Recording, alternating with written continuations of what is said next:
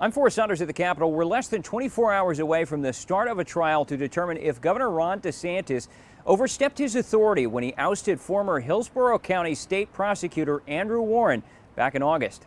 The gavel drops in North Florida's Northern District at 9 o'clock Tuesday morning. Judge Robert Hinkle, a Clinton appointee, set to hear arguments for an expected 3 to 5 days. His verdict will determine if the governor's ouster crossed the line, potentially putting Andrew Warren back in his elected post. We would have liked to be back in office, 3 months ago. But the reality is that the trial gives an opportunity for people to see the truth and the whole truth about what happened. Warren told us in the final hours before trial he's ready and that he remains confident the law is on his side. There's so much more at stake than my job. And this is about protecting elections in our state. It's about making sure that elected officials have the right to speak out on issues of public importance. The Democrat was ousted after he signed pledges not to prosecute violations of Florida's new 15-week abortion ban, as well as to, quote, not promote the criminalization of gender-affirming health care. Warren calls it free speech as he hadn't rejected any cases. We are suspending State Attorney Andrew Warren effective immediately.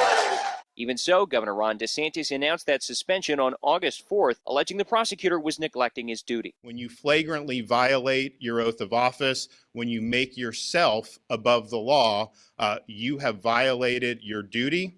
You have neglected your duty, and you are displaying a lack of competence. In his executive order, DeSantis cited Warren's pledges, and the governor's office doubled down on his position in this new statement. Quote, Governor DeSantis has a duty to hold Florida's elected officials to the standards of their oath of office.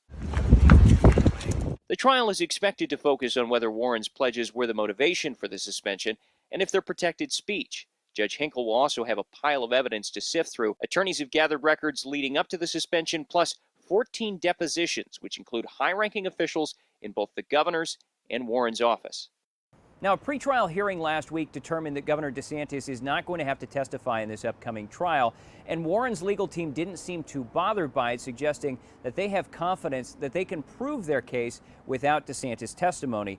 It will ultimately be up to the judge as to what the final verdict is, and he could rule from the bench, but he also could review the evidence and take a few days to come up with a final verdict. That's the latest out here at the Capitol. I'm Forrest Saunders reporting.